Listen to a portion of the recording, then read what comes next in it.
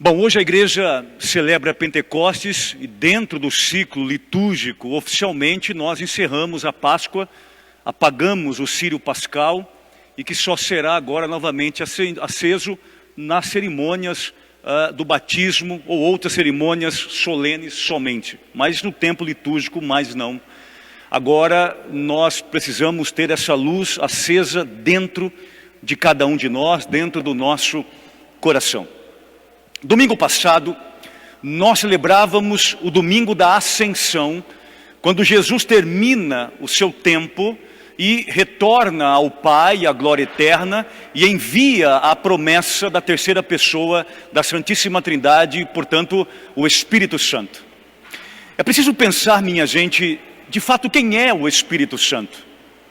Nós estamos acostumados apenas a pensar o Espírito Santo através do seu conceito simbólico, do seu conceito totalmente até superficial, porque na verdade o Espírito Santo é uma pessoa e não simplesmente ou somente os símbolos que nós atribuímos a ele. Por exemplo, quando falamos do Espírito Santo, nós pensamos automaticamente na pomba, é um dos símbolos do Espírito Santo. Quando falamos do Espírito Santo, nós pensamos, por exemplo, no fogo ou nas línguas de fogo que Lucas cita aqui no texto do Atos dos Apóstolos. Quando falamos do Espírito Santo, nós pensamos, por exemplo, no vento impetuoso, ou ainda no sopro vivificante. Ou alguns ainda vão lembrar da nuvem, por exemplo, que cobriam as pessoas, exemplo dele, Maria Santíssima, e assim por diante. Mas na verdade o Espírito Santo é muito mais do que isso. O Espírito Santo é uma pessoa, a terceira da Santíssima Trindade, portanto ele é Deus. O Espírito Santo é um único Deus, Senhor também. Assim como nós adoramos ao Pai, nós adoramos ao Filho e também adoramos ao Espírito Santo. Nós aprendemos em dois concílios, de Nicéia 325 da era cristã e Constantinopla 481 da era cristã, os dois grandes concílios que são fundamentais para todo o dogma da fé cristã católica, vai nos ensinar justamente que não são três deuses, mas um único Deus, e esse Deus é Pai, é Filho e é Espírito Santo.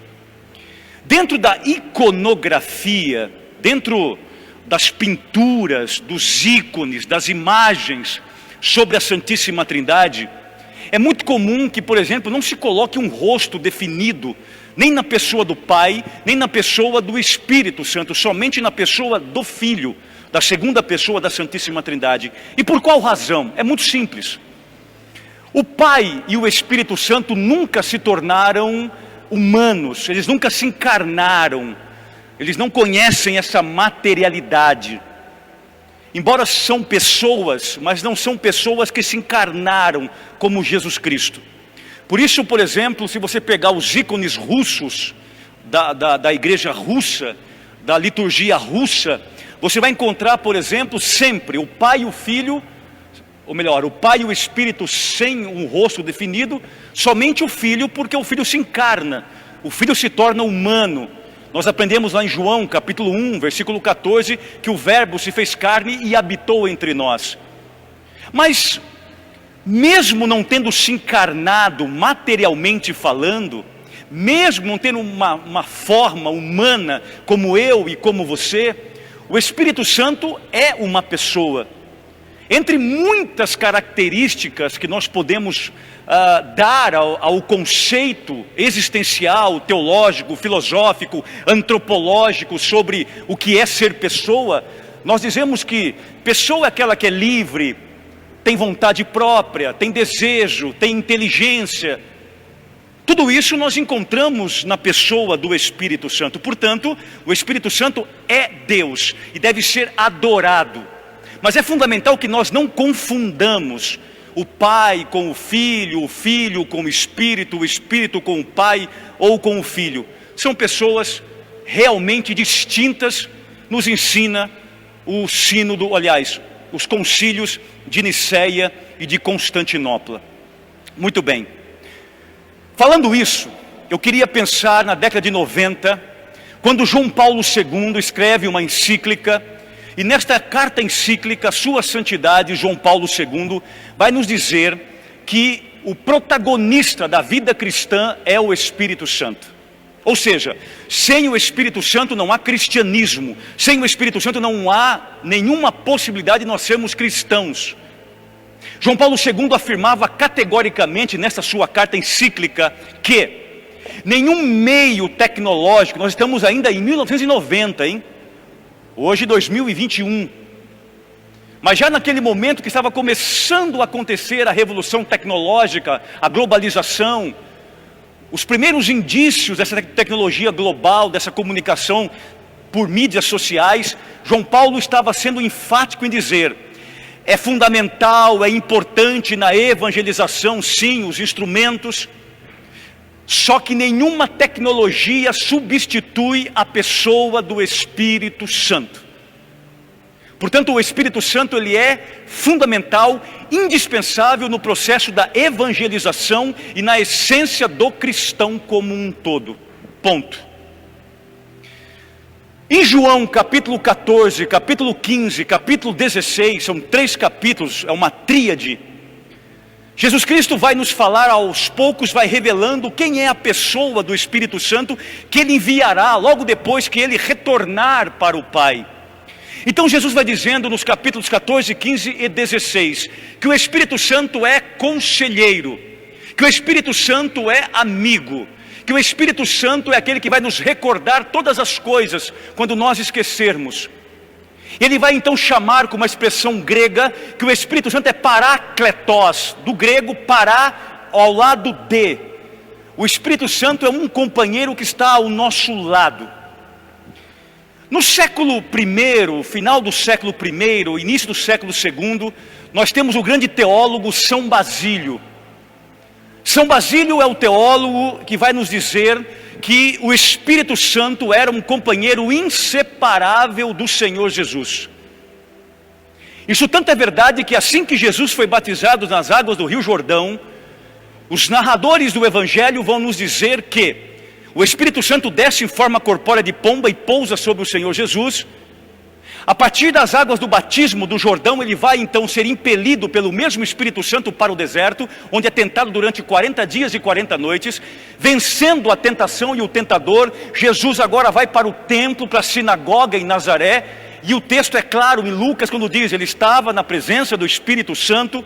Na presença do Espírito Santo ele vai desenrolar o livro da lei e vai ler o profeta Isaías, reinterpretando hermeneuticamente falando o texto e dizendo que o Messias era ele mesmo. Prodígios, milagres, tudo Jesus fez na presença do Espírito Santo.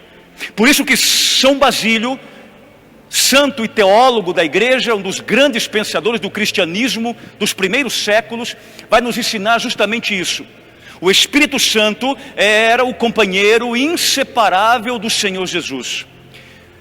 Olhando para essa linha de pensamento de São Basílio e voltando para os dias de hoje, nós precisamos também sermos companheiros inseparáveis do Espírito Santo. Já que Ele é o nosso conselheiro, o nosso amigo, já que Ele é aquele que está o tempo todo nos motivando, nos incentivando, nos relembrando as promessas de Cristo, nos relembrando a palavra do Senhor, nós precisamos mais do que nunca termos uma profunda intimidade, diálogo, relação interpessoal, intersubjetiva com a pessoa do Espírito Santo. Diga-se comigo, sem o Espírito Santo não há possibilidade de sermos cristãos. Muito bem, mas eu queria pensar rapidamente, somente com 2 versículos de Atos dos Apóstolos. Vocês sabem que esse livro foi escrito por Lucas. Lucas era médico. E todo médico, ele é detalhista. O Evangelho de Lucas e Atos dos Apóstolos, que são os 2 livros, segundo a tradição, escrito por Lucas, doutor Lucas, que era formado em medicina e depois se torna um grande amante de Jesus e da palavra, é praticamente um diagnóstico preciso, primeiro de quem era Jesus no Evangelho, depois em Atos, de quem era essa igreja que Jesus estava enviando em missão. Dr. Lucas, quando escreve Atos dos Apóstolos, ele está sendo clínico aqui, e nos mostrando de forma muito profunda o que aconteceu no dia de Pentecostes.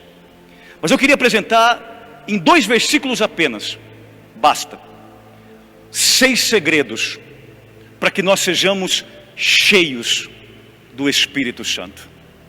Eu quero dizer que uma relação com o Espírito Santo não é uma relação pela metade, não é uma relação medíocre, nem empobrecida. Ou você é cheio, ou você não é nada. Ou você tem uma relação com o Espírito, ou você não tem uma relação com o Espírito. Ou você está cheio do Espírito Santo, ou você está vazio do Espírito Santo. Nada com Deus é medíocre, nada com Deus é pela metade. Ou é tudo, ou é nada. Diga isso comigo: com Deus, em Deus e por Deus, ou somos tudo, ou somos nada. Versículo 1, nós temos aqui pelo menos os 2 segredos. Vamos ler juntos, bonitinho? Abre a tua boquinha aí também. Quando chegou o dia de Pentecostes, os discípulos estavam todos reunidos no mesmo lugar. Primeiro, Pentecostes é grego, nos lembra 50 dias. Pentecostes tem que ser compreendido à luz do Antigo Testamento. Era uma festa tipicamente agrícola, um pouco diferente da Páscoa. A Páscoa, o Pesá judaico, era uma festa um pouco mais familiar, um pouco mais íntima. Já Pentecostes era uma festa mais popular, mais povão. Era a festa das colheitas. Pentecostes era o momento que o povo estava colhendo. Pentecostes aqui é a festa que nós colhemos os frutos do Espírito Santo. Isso só como base introdutória. Então é importante pensar o que era Pentecostes. Bom, passados 40 dias, depois Jesus fica 3 dias entre Calvário, silêncio do sepulcro e a ressurreição, mais os 7 dias que ele retorna para o Pai. Então chegamos aos 50. Pentecostes é a festa do Espírito Santo.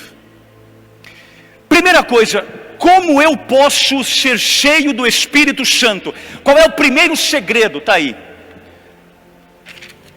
Quando chegou o dia de Pentecostes, os discípulos estavam todos reunidos no mesmo lugar. Diga-se comigo, primeiro segredo, para ser cheio do Espírito Santo: permanecer na igreja católica. Minha gente, isso aqui é fundamental. Pentecostes não é uma festa individualista. Pentecostes não é para quem tem carreira solo.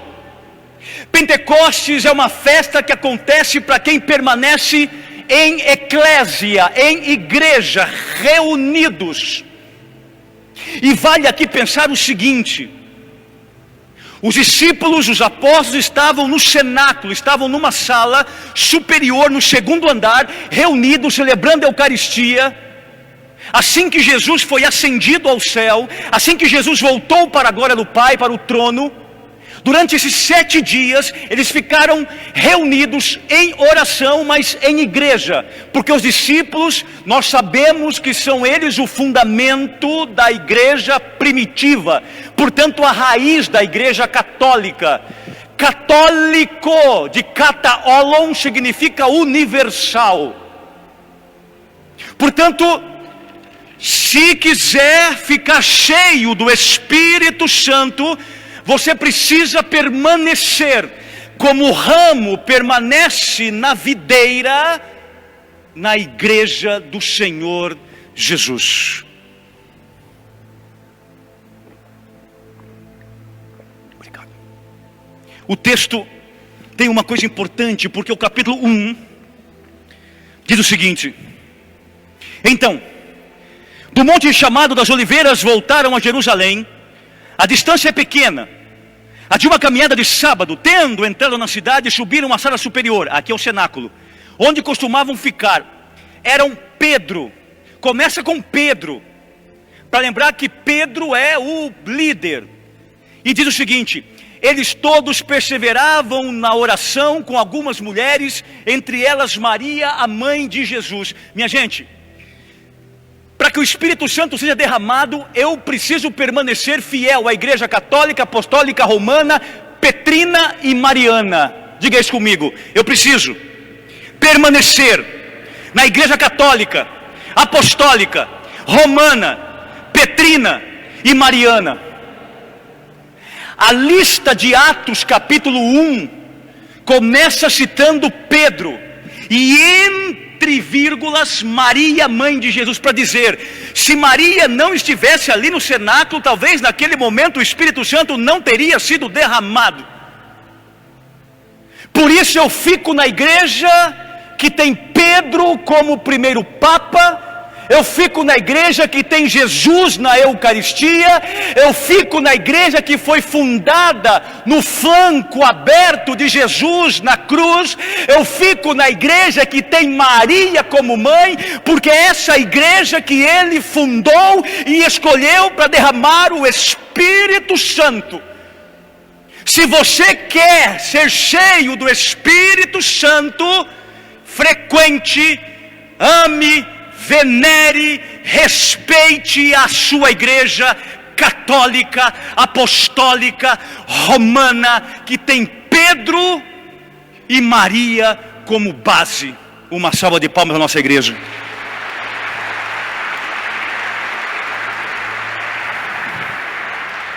Diga-se comigo o segundo segredo: para ser cheio do Espírito Santo, ser violento na oração. Diga-se comigo, quando chegou o dia de Pentecostes, os discípulos estavam todos reunidos. A pergunta que é preciso fazer aqui é: reunidos fazendo o quê? Primeiro, celebrando a Eucaristia. Segundo, Atos dos Apóstolos capítulo 1, versículo 14, 15 e 16. Unânimes os discípulos, algumas mulheres, entre elas Maria, a mãe de Jesus, perseveravam na oração. Sem vida de oração, não tem presença do Espírito Santo em nossa vida. Santo Afonso de Ligório dizia certa vez: é preciso ser violento na oração, porque essa violência agrada a Deus. Mas o que é ser violento na oração? Santo Afonso, ele nos diria de forma muito simples, e não simplória, mas simples, que ser violento na oração significa orar incessantemente, orar o tempo todo, fazer de sua vida uma oração, assim como o oxigênio que você respira. Sem oxigênio você morre, sem oração também. Por isso nós precisamos ser violentos na oração. Irmão, não tem Espírito Santo. Eu sinto muito em te dizer isso, e eu tenho respaldo bíblico, pneumatológico, teológico, catequético, hermenêutico, o que você quiser para dizer isso.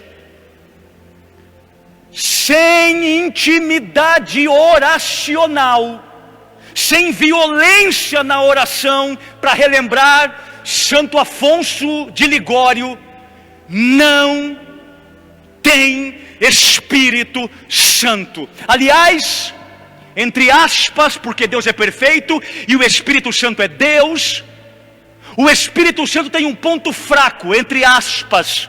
O ponto fraco do Espírito Santo é a oração. Quando eu oro, eu atraio o meu amigo Espírito Santo. Quando eu oro, eu atraio o meu companheiro Espírito Santo para a minha vida. Por isso, irmãos católicos, se você quer ter e precisa ter, como o ar que você respira, intimidade, companheirismo, amizade com o Espírito Santo, ore incessantemente. Como que eu oro, Padre? Você ora no silêncio, você ora amando o próximo, você ora na caridade, você ora conversando com Deus, você ora abraçando a tua mãe, você ora abraçando o teu pai, você ora sendo fiel à tua esposa, o teu esposo, você ora amando os teus filhos. Tudo isso é oração. Para relembrar São Bento, que dizia: ora et labora, oração e trabalho. Essa é a essência da vida cristã. Ao Espírito Santo, uma salva de palmas.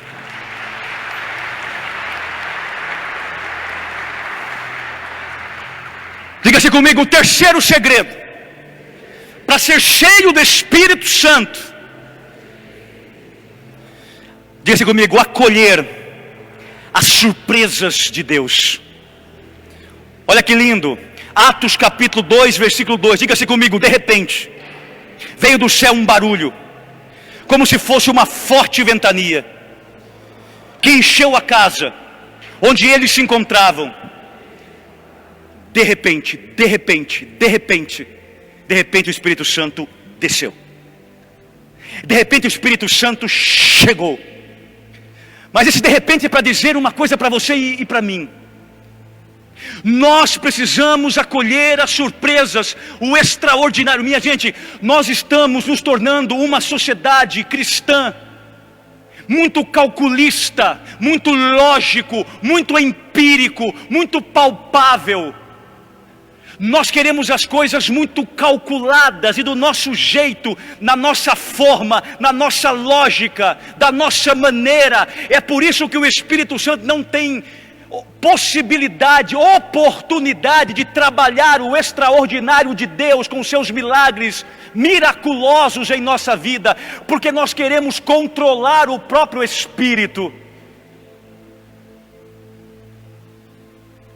Quando eu falo em acolher as surpresas de Deus, o de repente de Deus, eu quero relembrar o que o Papa Francisco pregou na Jornada Mundial da Juventude, quando esteve aqui no Brasil, no Rio de Janeiro.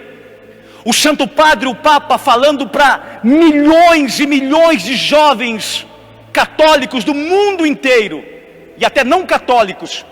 Sua Santidade, o Papa Francisco, exortava a comunidade juvenil católica: deixe-se, dizia o Papa, surpreender por Deus. Deixa Deus quebrar os teus esquemas. Deixa Deus pôr em crise os teus projetos.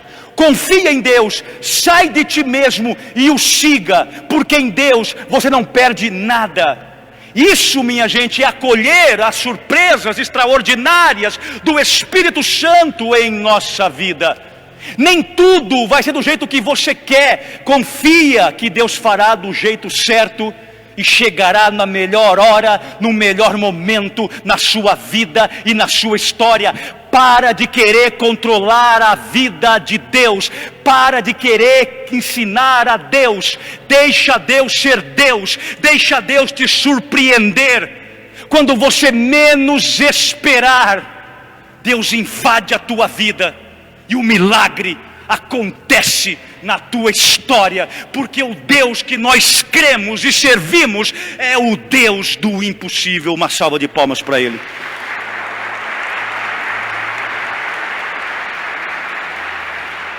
Diga-se comigo, quarto segredo para ser cheio do Espírito Santo.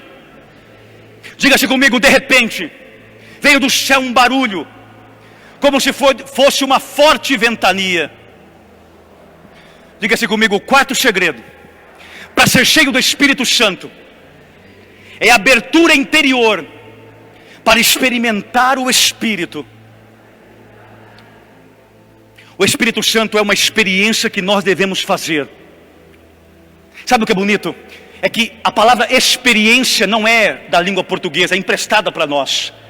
A raiz etimológica da palavra experiência é do latim de esperire. E esperire do latim significa envolver-se com algo ou alguém. Então experiência significa envolvimento, para eu provar, testificar alguma coisa. Sabe o que é lindo? É que o Espírito Santo é um vento impetuoso, é um vento forte, e que eu posso experimentá-lo, como se nós fôssemos um barco à vela. e que essa vela recebesse as rajadas do vento do Espírito e colocasse nossa vida morna, pacata, na pseuda, na falsa segurança, no comodismo, em movimento, em dinamis. O Espírito Santo precisa ser experimentado por cada um de nós. Deixe-se experimentar, abra o teu coração. A experiência que nós fazemos com o Santo Espírito, minha gente, não é uma experiência externa. A experiência que nós fazemos com o Santo Espírito é uma experiência interior. É o envolver-se com as coisas de Deus, é o envolver-se com o vento do Espírito. Sabe quando a nossa vida está naquele marasmo, a nossa vida perdeu a graça, o gosto, e que a gente em algum momento estacionou em tudo. Casamento está uma porcaria, casamento está estacionado, família estacionada, estudos estacionado, pós-graduação estacionada. Você parou, você perdeu a vontade de tudo. É um barco que foi abandonado na praia. Coloque essa vela, empurre esse barco de volta para o oceano. Permita que o Espírito Santo venha com esse vento e te leve de volta aos teus sonhos e projetos, a terminar tua pós, a reafirmar o teu amor pela tua família, a transformar o teu caos. Há um poema do século IV ou V mais ou menos, eu gosto muito de poesia. Esse poema diz uma coisa linda sobre o vento, que quando eu me recordo do Espírito Santo enquanto vento impetuoso, automaticamente eu me recordo desse poema que diz: o vento é forte como um guerreiro, o vento é ousado como um jovem, o vento é afetuoso como um amante. Ora, o vento é forte e ora, o vento é ameno. Ora, se o Espírito Santo não é assim, é esse Espírito Santo que nos tira de coitadinhos, de vítima e nos transforma em guerreiros. É este Espírito Santo que nos tira da velhice da alma e nos coloca na juventude interior. É esse Espírito Santo que nos tira do caos da indiferença para sermos amantes do outro e da palavra. Deixa esse vento tocar contigo a tua vida para frente. Meu irmão, tem muita coisa para fazer ainda, meu irmão. Rubem Alves, um outro escritor e poeta aqui do Brasil, já falecido, em uma de suas obras literárias, Rubem Alves diz uma coisa linda: seja flauta e permita que o vento se transforme nessa flauta na mais linda melodia. Você é a flauta, o Espírito Santo é a melodia. Uma salva de palmas para ele.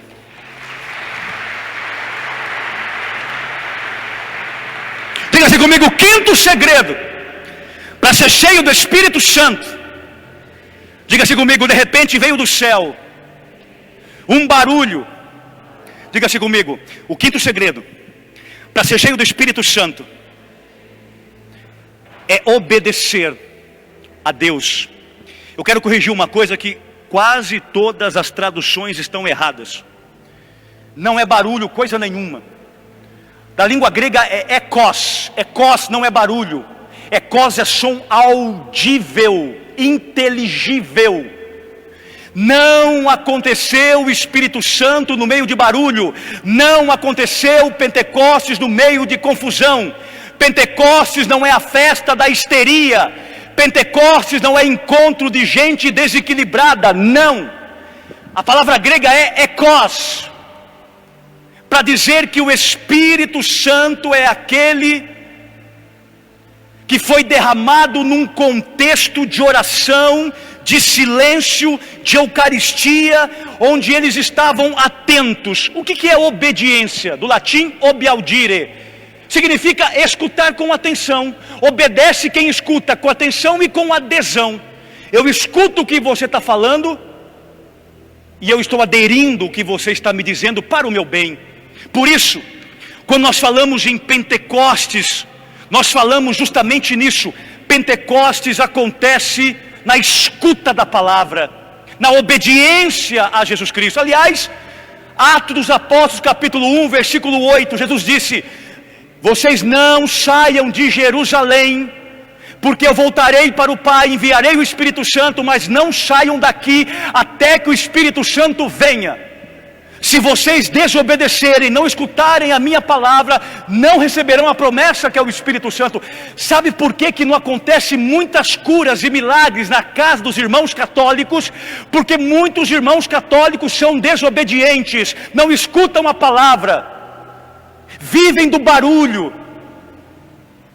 sabem tudo de celular, tudo de televisão, mas não sabem nada sobre a palavra de Deus. Sem silêncio, sem obediência, não tem o derramamento do Espírito Santo. Uma salva de palmas para ele. Diga-se comigo, o sexto segredo para ser cheio do Espírito Santo. Diga-se comigo, então, apareceram línguas como de fogo, que se repartiram e pousaram sobre cada um deles. Diga-se comigo, o sexto segredo e último para ser cheio do Espírito Santo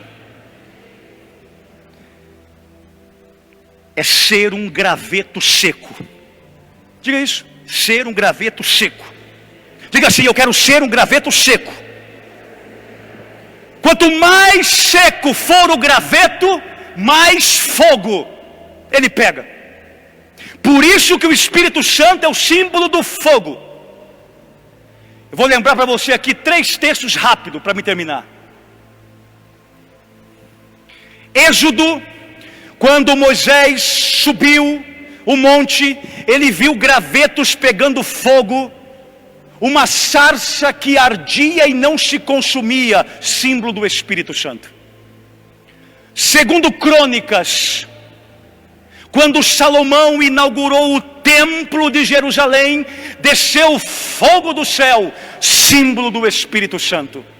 Primeira Reis, Elias no Monte Carmelo disse: Senhor, derrame o teu fogo para provar a Baal que só tu és Deus. E o fogo desceu sobre o altar do sacrifício, o símbolo do Espírito Santo. Chega de ser uma igreja gelada, fria, uma barra de gelo, um freezer. Chega de ser um marido frio, uma esposa fria, filhos frios, cristãos frios. Chega de ser uma família geladeira, uma igreja geladeira, morna, amena, morrendo, cansado, indiferente, apático. Chega, seja graveto. Permita que o Espírito Santo te acenda. Chegou a hora, minha gente, de celebrarmos Pentecostes e reacender um cristão e um cristianismo do fogo. Fogo enquanto aquele que aquece, fogo enquanto aquele que ilumina, fogo enquanto aquele que cauteriza, fogo enquanto aquele que vai incendiando por onde passa. Isso está cheio do Espírito Santo. Conclusão. Sem o Espírito Santo, eu sinto muito dizer isso para ti, sem o Espírito Santo não há unção, não há cura, não há milagre. Sem Espírito Santo não há conhecimento da palavra. Sem o Espírito Santo não há cristianismo. Sem Espírito Santo não há poder. Sem Espírito Santo nós não venceremos Satanás. E para ser muito sintético, eu termino, porque eu já falei demais. Sem o Espírito Santo você está lascado.